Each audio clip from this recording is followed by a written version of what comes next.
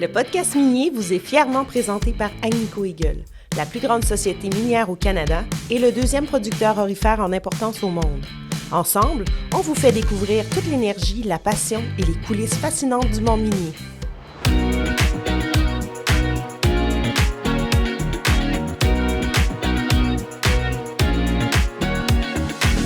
Forage RJLL est fier de présenter cet épisode du podcast minier. Expert en forage au diamant, on travaille chaque jour pour devenir une référence mondiale en surface comme sous terre. Notre mission, offrir un service de forage de haute qualité afin que nos clients atteignent leurs objectifs en toute confiance. Forage RJLL, l'expertise qui fait la différence. Bonjour et bienvenue au nouvel épisode du podcast minier en direct de Québec Mine, édition 2025. Je suis Manon Rouillé, présidente de l'agence Rouillé et votre animatrice du podcast minier. Tout comme mon invité, je suis passionnée pour tout ce qui touche l'exploration, l'innovation et surtout l'humain derrière les projets miniers. Avec moi aujourd'hui, j'ai le plaisir de recevoir Jean-Marc Hulin, président et chef de la direction d'Azimut Exploration. Géologue de formation, parisien d'origine, explorateur dans l'âme, Jean-Marc a travaillé en Afrique, en Europe et de multiples régions du Québec.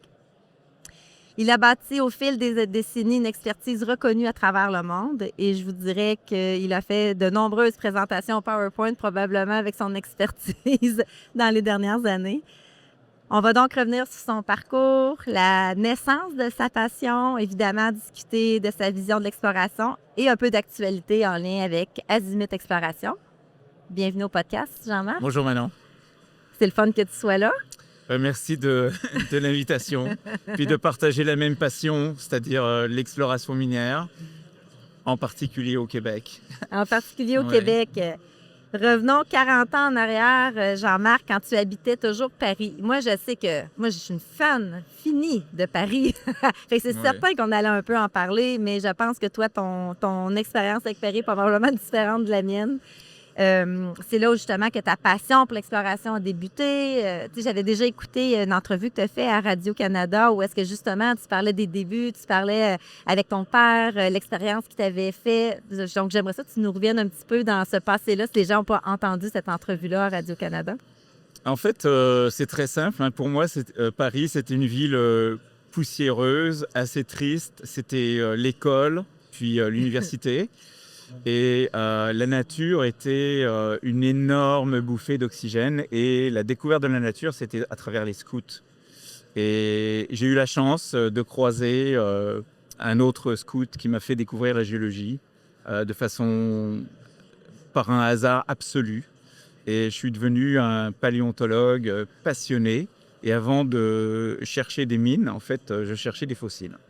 Et j'étais un paléontologue passionné dans ma jeunesse. Je faisais des campagnes de fouilles, on essayait de trouver des nouveaux gisements. Mais qu'est-ce qui t'a amené à être qu'est-ce qui m'a amené vers l'exploration ou vers la géologie? Mais les fouilles et tout ça, t'as étudié en quoi? J'étais un lycéen, j'aimais les sciences naturelles. Je trouvais la démarche scientifique intéressante, la construction de la connaissance comme une étape extraordinaire pour le développement humain, de pouvoir expliquer les choses. Et l'échelle des phénomènes de la planète Terre, c'est quelque chose d'absolument fascinant pour moi. Et très très jeune, à l'âge de 12 ans ou 13 ans, 14 ans, des fois j'avais le culot de reprendre mes professeurs en leur disant « Non, désolé, vous vous trompez ». Et ça me surprend pas, Jean-Marc. Donc j'ai quand même changé beaucoup, mais c'est ça, c'est vraiment une passion pour les sciences. Je dirais que c'est beaucoup l'environnement familial aussi. Comme Parisien, donc enfermé dans une grande ville, souvent mes parents nous amenaient dans les musées. Il y avait un musée extraordinaire qui existe toujours, c'est le Muséum national des histoires naturelles à Paris, le Jardin des plantes, qui est un musée célébrissime, qui a été constitué au XVIIIe siècle, à l'époque des grands voyages. Et puis, c'est un peu tout cet héritage qui fait que j'ai fini par m'intéresser aux sciences en général, à la paléontologie et surtout à la géologie comme phénomène global. Ça existe depuis quand, la géologie? D'être un géologue? Alors, j'ai trouvé, c'est une question vraiment intéressante. En fait, les hommes préhistoriques cherchaient du silex. On peut dire que les premiers à avoir observé la nature pour essayer d'en tirer profit, c'était probablement les hommes, mais les femmes du Paléolithique qui cherchaient des gisements de silex à tailler. Donc la transformation d'une ressource naturelle en outil pour l'amélioration du bien-être humain, ça a commencé il y a très très longtemps.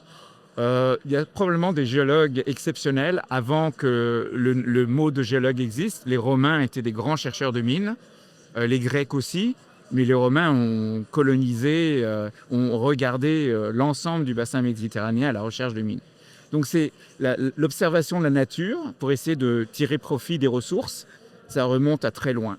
Maintenant, la géologie moderne a commencé probablement au XVIIIe siècle, hein, avec les grands naturalistes qui ont commencé à décrire la nature. D'ailleurs, c'est intéressant, mais les premiers géologues au sens strict du terme, c'était soit des religieux, des curés, ou des médecins qui avaient l'habitude de l'observation, et de l'observation humaine. Et puis, ils en sont à venir à observer la nature pour trouver des explications.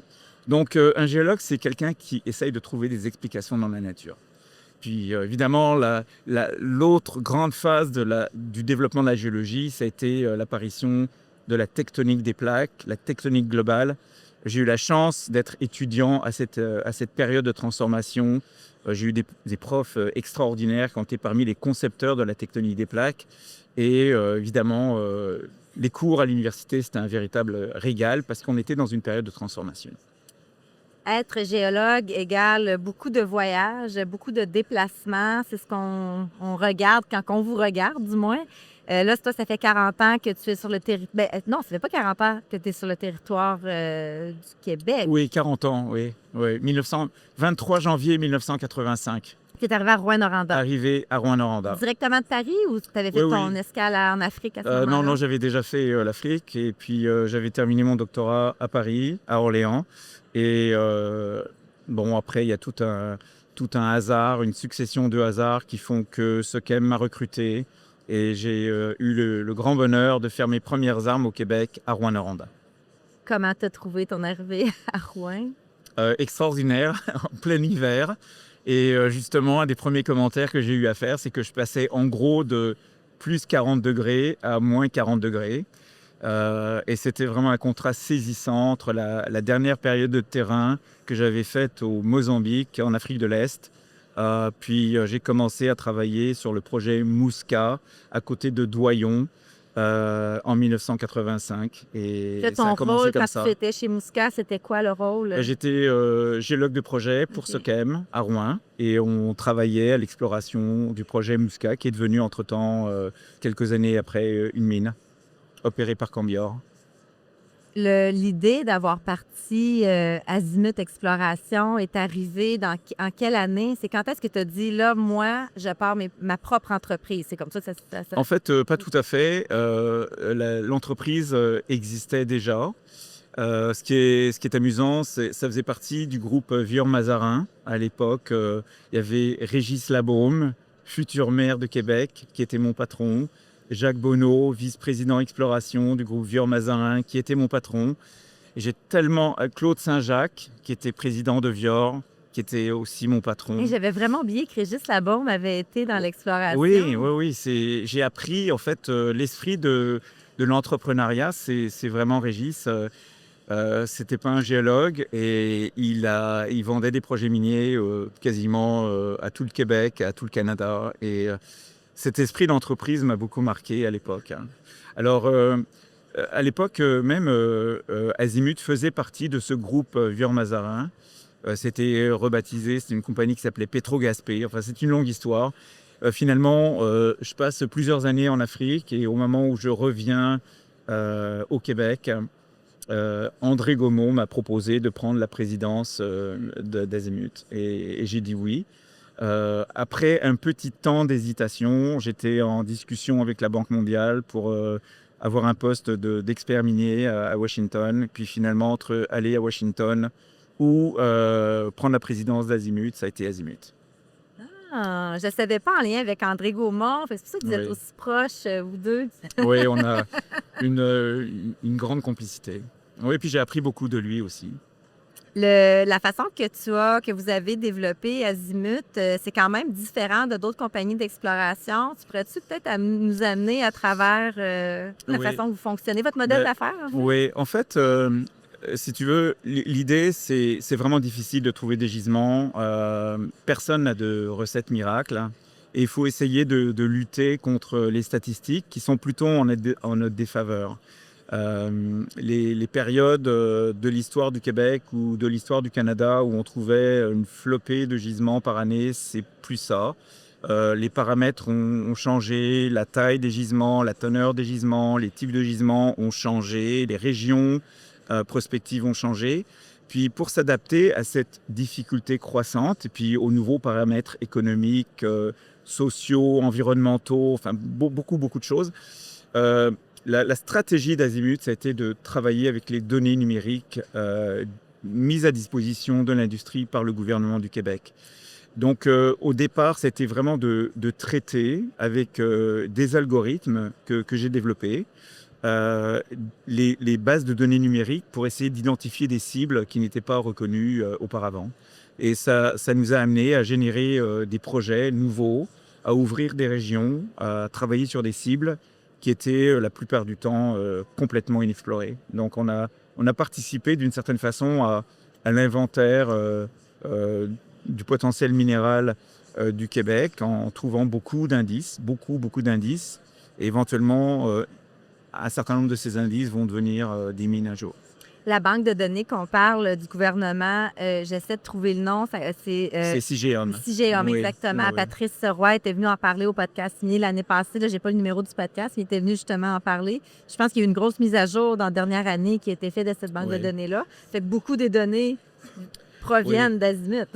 En partie, on a nourri cette base de données, mais la base de données était déjà existante et d'une importance considérable. Donc ça, c'est un des avantages compétitifs du Québec, c'est de disposer d'une base de données considérable qui facilite l'exploration. Et notre savoir-faire, c'était de développer des outils pour traiter cette base de données et extraire des cibles qui n'avaient pas été reconnues auparavant.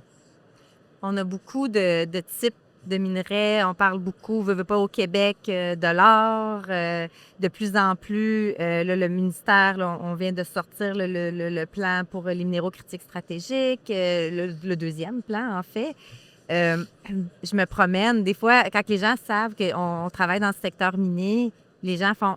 Là, maintenant, on parle beaucoup... Le gouvernement parle beaucoup des terres rares. Mais c'est quoi, les terres rares? Est-ce que c'est rare parce que c'est quelque chose qu'on trouve difficilement ou personnellement, moi, j'ai beaucoup de difficultés à l'expliquer. Puis je me suis dit, bien, si Jean-Marc vient, il va l'expliquer. Puis je vais dire, allez écouter l'épisode de Jean-Marc. En fait, les terres rares, d'abord, c'est pas rare. Ce qui est difficile, par contre, dans les terres rares, c'est la capacité de les isoler les unes des autres. Souvent, la minéralogie est compliquée, chaque gisement est différent. Donc, c'est un peu difficile de ce point de vue-là.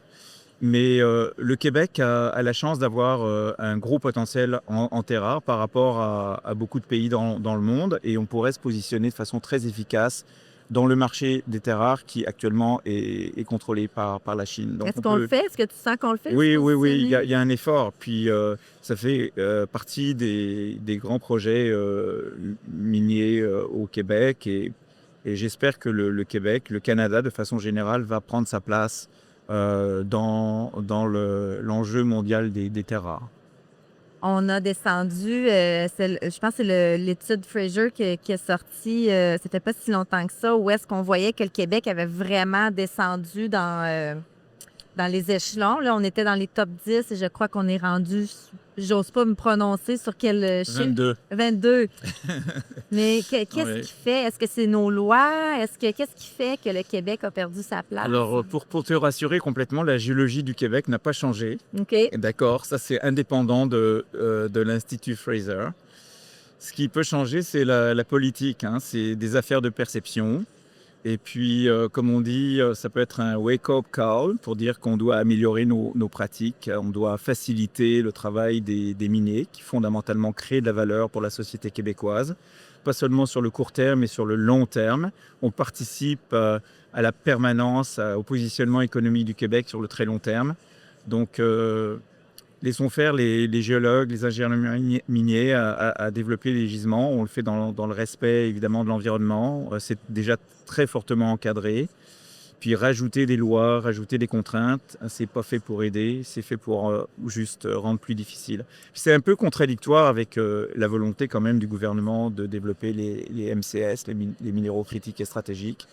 Alors, je pense qu'il y a une volonté d'acceptabilité sociale, peut-être, oui. de rajouter un petit peu plus dans les lois, la réglementation, pour que la communauté qui reçoit une compagnie d'exploration ou une minière éventuellement sache, bien, OK, il va y avoir tel règlement qui va être respecté, mais peut-être qu'on pousse un peu trop loin, puis ça fait en sorte que les gens, peut-être des régions non minières, ont plus de difficultés à comprendre qu'est-ce qui se passe. En fait, ce qu'il faut voir, c'est qu'il y a des groupes qui sont de façon systématique opposés à l'industrialisation, aux projets miniers, peu importe le métal, peu importe la localisation, et puis qui probablement on manipule un petit peu l'opinion publique en faisant peur avec la question de claim. Un claim aujourd'hui, c'est les chances pour qu'un claim devienne une mine sont très faibles. Vous avez 21 mines en production aujourd'hui au Québec et vous avez, il faut en gros 15 000 claims pour faire une mine. Vous avez 350 000 claims valides et les chances de trouver une mine sur un claim sont infiniment faibles. Donc le droit d'explorer, c'est très loin d'être la garantie qu'il va y avoir une mine qui va défigurer le paysage. Avec la nouvelle loi, justement, sur les mines, comment est-ce que ça facilite ou pas une compagnie comme Azimut? Y a-t-il des choses que vous devez changer dans vos façons de faire? Ou déjà pas vraiment, parce que nous, en 22 ans d'activité, on a toujours travaillé en bonne intelligence avec les communautés. On a toujours été très transparents sur la façon dont on opérait. Il n'y a jamais eu de mauvais coups. On a un dialogue constant, d'une part avec le gouvernement et aussi avec les communautés, avec les Premières Nations, qui jouent un rôle absolument fondamental dans l'émergence du Québec minier vers le nord, surtout à Abitibi, mais encore plus important à la baie James, Iuchi, puis au Nunavik. Ceci dit, on travaille dans des régions qui sont très isolées. Il y a très peu d'humains. Il y a beaucoup plus de caribous et d'ours que d'humains. Alors, on fait quand même super attention à l'environnement dans lequel on travaille. Puis, je pense qu'aujourd'hui, les géologues, non seulement on aime les roches, mais on aime la nature tout court. Absolument. Donc, on est loin de dire ce qu'il y a au-dessus des roches, ça n'a aucune importance. Au contraire. Fondamentalement, moi, j'ai été passionné de géologie. Avant d'être passionné de géologie, j'étais un passionné de nature avant tout. Mais c'est un peu qu'est-ce qu'on voit. Je t'en avais parlé l'autre jour. On avait fait le documentaire avec l'Association d'exploration minière du Québec qui s'appelle Libre, où est-ce que le documentaire met de l'avant la nature, les gens qui sont à l'extérieur, qui vont sur les terrains, sur les claims. Puis c'est un petit peu ça qu'on retrouve. Quand on parle à un géologue, c'est exactement ce qu'ils vont nous parler. Ils vont nous parler de la nature avant. Ce qui est vraiment fascinant, c'est que surtout avec le type d'exploration qu'on fait, on arrive dans des régions qui ont été quasiment jamais marchées par les humains. Quasiment jamais. Par exemple, au Nunavik ou dans plusieurs régions de la baie James, il y a très, très peu de traces ou carrément aucune trace d'humanité. On pourrait être un extraterrestre débarqué d'une soucoupe volante et ne jamais penser qu'il puisse y avoir des humains sur Terre. On est vraiment dans des environnements qui sont très isolés et je dirais ça force le respect. On cherche des mines, oui, mais on n'est pas là pour abîmer la nature. Agnico Eagle est fier de présenter le podcast minier. Avec cet engagement, on poursuit notre mission. Faire briller l'industrie minière, mettre en valeur son savoir-faire, ses talents, sa relève et ses retombées positives dans nos communautés. Un géologue qui écoute l'épisode présentement, qu'est-ce que tu lui dirais? C'est quoi les caractéristiques du métier qu'il doit savoir ouais. avant d'affronter le terrain? Alors, il y a plein de qualités. D'abord, ce qu'il y a de plus fascinant, c'est que l'exploration, c'est passer du connu vers l'inconnu. D'accord? Donc, ça, c'est vraiment fascinant. Il faut aimer Attends un petit peu. C'est de passer du connu vers l'inconnu. L'exploration, on va vers l'inconnu. L'exploration, c'est l'inconnu, on explore. Alors, l'exploration peut se faire au niveau géographique. On part de zones urbaines et on va très loin. Mais l'exploration, c'est aussi sous terre avec les forages. Donc, tout ça sont des composantes qui sont absolument fascinantes. On va explorer par nature des régions, des volumes, des espaces qui ont été très peu vus, ou qui sont carrément inconnus.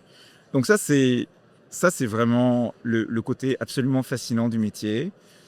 Et aussi, ça doit s'accompagner d'une forme d'acceptation de l'incertitude. Et comme explorateur, on n'est pas toujours un découvreur. On peut perdre, et donc il faut avoir la capacité de persister, il faut avoir les qualités de résilience, il faut savoir gérer la déception jusqu'au grand jour où on fait une découverte. Donc c'est ça l'exploration. C'est ça l'exploration quand on est géologue, quand on est PDG d'une société d'exploration. Je pense que je rajouterais tout ça, mais vous devez connaître les investisseurs, vous devez comprendre comment parler au gouvernement, vous devez avoir un chapeau marketing, vous devez... Il y a beaucoup de chapeaux. Il y a beaucoup de chapeaux en tant que PDG. Ouais. Mais aussi, ce qui est important, c'est d'avoir une équipe polyvalente, avec des talents, puis permettre à ces talents de se développer, et avec des gens qui viennent d'horizons différents, et qui acceptent ce défi de l'exploration dans une équipe. Ça, c'est un aspect aussi qui est super intéressant. Puis après, c'est d'avoir la capacité de développer un bon dialogue avec toutes les parties prenantes. Les autorités municipales, les autorités gouvernementales, les investisseurs, les régulateurs boursiers, les communautés. Donc, c'est un environnement qui est assez complexe. On ne peut pas tout faire en même temps.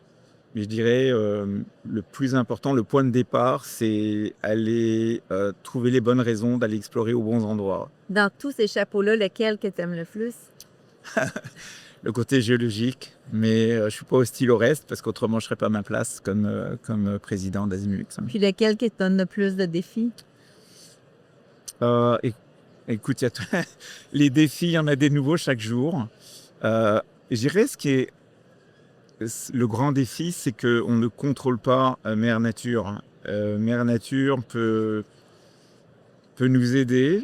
On essaye de réduire ce risque de l'exploration en ayant une méthode rationnelle, scientifique, en étant, si possible, instruit, mais pas être trop victime de nos propres connaissances, parce que fondamentalement, on explore, et que dans l'exploration, c'est beaucoup l'inconnu. Alors, si on cherche à mettre trop de connu sur quelque chose qu'on ne connaît pas, on risque de se planter.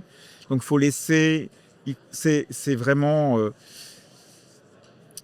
c'est rationnel, mais il y a une part d'irrationalité aussi. Il y a une part de chance qu'on ne contrôle pas. Donc ça, c'est le côté, je dirais, qui me fascine le plus, que j'adore. Après, il y a tout ce qu'il faut pour gérer une compagnie où il ne faut pas avoir de compromis sur la rigueur. Ça, je peux témoigner la même chose. Voilà. J'en ai parlé tantôt brièvement dans ton introduction, mais dès qu'il y a une conférence, une foire commerciale, un congrès en lien avec le secteur minier, tu es souvent demandé à faire des présentations.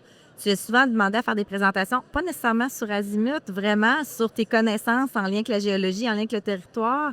Dans la dernière année, je ne sais pas combien de conférences donner, mais juste, je sais que dans le dernier mois, je pense que tu m'avais dit que c'était 6 ou 8 conférences que tu donnais. C'est quoi les sujets? Les gens t'interpellent pour quel sujet? Moi, j'en ai écouté quelques-unes, mais... Oui, en fait, il y a des projets d'Azimut qui sont suffisamment avancés pour qu'on puisse les présenter à nos collègues de l'industrie. C'est aussi une façon de faire progresser notre propre réflexion, de pouvoir s'exprimer sur un sujet de façon ordonnée. Puis aussi des sujets généraux.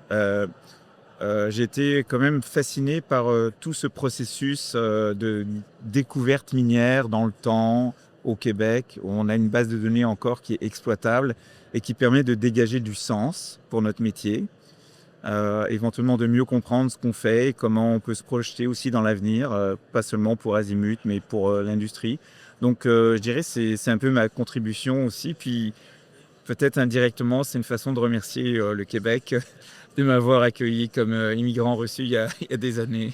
Mais tu sais, je pense aussi la passion que tu as pour le secteur, puis pour les minerais, puis tu sais, ça, on le sent. Fait que je Ouais. pense que les gens, quand que tu vas sur un stage, tu te présentes, on sent ta passion, puis les gens ils aiment ça t'écouter. Il y a beaucoup de Ouais, ça puis aussi, là c'est vraiment amusant, mais là, dans la phase de carrière où je suis, c'est un moment où je peux vraiment donner et puis partager un peu à des nouveaux géologues qui rentrent dans le métier, qui sont encore pris dans des incertitudes, qui se demandent s'ils sont vraiment faits pour le métier. Ils découvrent les contraintes du métier aussi, voyager souvent, pas toujours dans les conditions idéales, être isolé de sa famille, de ses amis. Donc, c'est partager aussi cette expérience.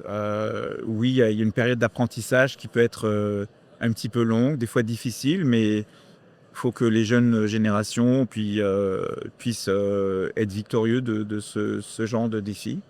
Vous êtes combien d'employés chez Azimut? On est une quinzaine d'employés, Est-ce qu'il y a quand même des filles dans votre équipe? absolument. Puis ça, c'est comme avant les géologues, on parlait juste des gros toffs, des gars, etc. Ça Faut être vraiment, fort. ça, ouais, c'est ça, ça a changé. Mais on a découvert qu'il y a des filles qui sont fondamentalement faites fortes et des fois plus fortes que les gars. Donc, j'ai plus aucun a priori. Et notre devise, en fait, c'est d'essayer des talents potentiels et en espérant que ces talents potentiels se convertissent en professionnels accomplis. Puis on a des succès. Je vais rentrer juste dans une question plus personnelle. On en a parlé tantôt. Ta conjointe Isabelle Cadieux, qui a déjà été sur le podcast minier avec Sidex à l'époque. C'est dans mes premiers podcasts, Isabelle était dedans. Mais les deux, tu sais, Isabelle, elle gravite aussi, toutes dans le même secteur. Fait que les Oui. deux, vous discutez autour de la table, vous parlez du secteur minier probablement avec votre petite coupe de vin. Hein? Oui, ou 100, ou 120. Oui, c'est sûr. Isabelle, et moi, on a une carrière en parallèle. Elle, en gros, à Sidex, pendant plus de 20 ans, finançait essentiellement la compétition d'Azimut. Donc, il y avait... c'est plus qu'un mur de Chine. C'était vraiment une séparation complète entre les activités d'Isabelle et les miennes. Donc... maintenant, on partage toujours notre passion pour l'industrie, de voir émerger le Québec comme une grande province minière, une des grandes régions minières dans le monde. Il y a un immense potentiel, on est tous les deux convaincus de ça. Puis on parle souvent de l'activité minière au Québec. Beaucoup de sujets qui nous rejoignent, évidemment, comme ma conjointe, là, c'est beaucoup de choses qui nous rejoignent. En parlant de potentiel, j'avais une question, je l'ai pas posée tantôt, mais je la trouvais intéressante. Je pense qu'elle sortait de l'entrevue que tu avais fait à Radio-Canada, mais avant les années 70, on utilisait à peine une vingtaine de métaux. Oui. Aujourd'hui, avec l'émergence des nouvelles Oui. technologies, des batteries électriques, des voitures et tout ça, on a une explosion vraiment d'une soixantaine de métaux. Oui. Est-ce que ces métaux-là, tu parlais du Québec et tout ça, est-ce qu'on les retrouve ici au Québec? Puis est-ce qu'on Oui. on peut les exploiter davantage? La réponse, probablement oui. En fait, ces métaux sont souvent des sous-produits de substances importantes. Par exemple, si on cherche du nickel, on peut trouver du platine, du palladium, du cobalt, d'autres métaux associés. Donc, en cherchant du nickel, on va aller chercher un certain nombre de métaux associés, qui peuvent être présents ou absents, mais qui sont souvent présents. Puis à ce En moment-là, cherchant- est-ce que oui. c'est, quand on parle de ça, est-ce que c'est la compagnie qui décide, d'exploration, qui décide de dire, ben moi, je les traite pas, je les envoie Non. à quelque part? Qu'est-ce qui se passe? Tout ce qui pourra être valorisé est valorisé en fait dans une étude dans une étude de préfaisabilité ou faisabilité. Et c'est sûr qu'on va essayer de rentabiliser ce qu'on aura trouvé comme gisement. On va jamais laisser rien de côté si on peut valoriser la ressource. Il n'y a pas de choix idéologique là-dedans. C'est juste, est-ce que ça vaut quelque chose ou on va perdre de l'argent si on cherche absolument à récupérer ce métal. Ce qui est intéressant, c'est que, par exemple, chez Azimut, on a une approche polymétallique. On cherche plusieurs métaux en parallèle. Et en fait, chercher l'or, du cuivre, du nickel ou du lithium, c'est une porte d'entrée vers d'autres métaux qui peuvent être associés à ces types de gisements. Donc à travers 4, 5 métaux, on va aller chercher beaucoup plus de métaux différents en valorisant en fait ces sous-produits. Donc c'est pas... souvent, ça peut éventuellement nous permettre d'aller chercher des types de gisements différents, mais c'est la meilleure façon en fait d'aller chercher plus de métaux potentiellement valorisables qu'on ne regardait pas avant. Dans la relève des juniors, les gens qui vont être à la tête de ces juniors-là, c'est quoi tu vois qui s'en vient? Parce que veux pas, on a des juniors avec des dirigeants d'âge mûr. Un petit peu, oui. Non, Ouais. mais on le Ah ouais, voit, c'est vrai. Ouais. on se Ah connaît, on le voit. Ouais. Qu'est-ce qui ça va prendre pour attirer davantage la relève? Parce que, on parle beaucoup à la relève, on dit beaucoup, aller travailler dans le secteur minier, aller ingénieur minier, oui, être géologue, mais là, on a besoin de la relève qui vienne prendre Écoute, c'est la tête de ces vraiment... Oui, entreprises. c'est une vraie question. C'est une vraie question. C'est une vraie On n'a pas question. réponse. La réponse, elle est embryonnaire. Il y a un aspect composante personnelle. L'esprit d'entreprise, ça ne s'apprend pas nécessairement à l'université. C'est l'expérience qui fait qu'à un moment donné, on est attiré ou pas vers l'entrepreneuriat, à développer une entreprise. Je pense que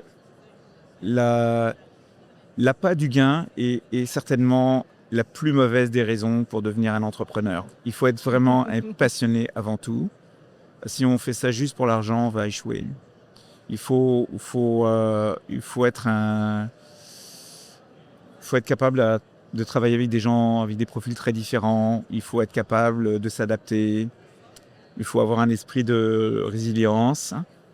Il faut être des fois, le plus souvent possible, en fait, courageux. Il faut être capable de courage. Et après, les circonstances vont faire que vous réussissez ou que c'est moyen ou éventuellement un échec. Mais on peut se relever aussi de ces échecs. Alors, c'est tout un parcours. C'est comme un marathon, mais le marathon, on ne sait pas si c'est de la haute montagne ou de la plaine. On ne sait pas s'il va faire chaud ou froid, s'il va neiger, grêler ou si ça va être la canicule. Il y a beaucoup d'incertitudes. Puis beaucoup de ces conditions ne dépendent pas de vous. Ça dépend de circonstances sur lesquelles vous n'avez aucun contrôle. Là, présentement, comme peut-être dernier point, chez Azimut, vous êtes dans une tempête, vous êtes en montagne, vous êtes sur le plat, vous êtes au beau soleil. C'est un peu tout ça en même temps. Il y a plein de défis. C'est des défis de la croissance. Ces dernières années, la société a fait plusieurs découvertes et qu'on essaye de faire progresser de façon concomitante, en parallèle. Donc, c'est vraiment tous les défis de la croissance dans une période où la main-d'œuvre est réduite, dans une période où il y a beaucoup de recherches pour des métaux. Le monde entier est affamé en métaux. Et là, on passe à 60. Là, exactement, oui. Puis on trouve, par exemple, on vient d'identifier chez Azimut un potentiel sur un de nos projets pour l'antimoine, qui était un minéral, un métal à peu près jamais cherché au Québec. Il y a plein de choses qui sont fascinantes. Donc, c'est le défi de la croissance actuellement chez nous. Puis franchement, je suis optimiste pour la société et évidemment pour ses actionnaires. Qu'est-ce qu'on peut... J'en ai un autre. J'ai une dernière question. Qu'est-ce qu'on peut, d'ici 2 ans, 2-3 ans pour Azimut, qu'est-ce qui s'en vient? Je dirais, j'espère, 2 ou 3 projets au stade des ressources confirmées avec un intérêt de la part de partenaires potentiels pour aller vers une phase minière. On vous le souhaite. Nous, on est très contents aussi à l'agence de collaborer avec Azimut maintenant, mais on vous suit. Puis là, c'est sûr que là, le podcast est enregistré en novembre. Il va être diffusé un peu plus tard. Mais vous avez, ce matin, je voyais un communiqué de presse en lien avec les revues de forage que vous venez de faire, qu'il y avait des bonnes nouvelles. Oui. On se trouve sur une zone qu'on appelle la zone Rosa. On se trouve avec de l'or visible qu'on va probablement convertir en, j'espère, en intersection économique. Alors, Jean-Marc, merci beaucoup pour ton temps. Je sais que tu es un homme très occupé, d'avoir pris, c'est peut-être un petit peu plus qu'une demi-heure, mais d'avoir pris ce temps avec nous, très apprécié. Merci beaucoup, Manon. Merci. C'est un plaisir. Merci. Faire entendre une industrie qui nous est chère. Voilà le cœur de ce projet qu'on porte avec Agnico Eagle. Ensemble, on démystifie, partage et rend possible cet univers qui nous passionne. Et l'aventure continue. On se retrouve dans le prochain épisode.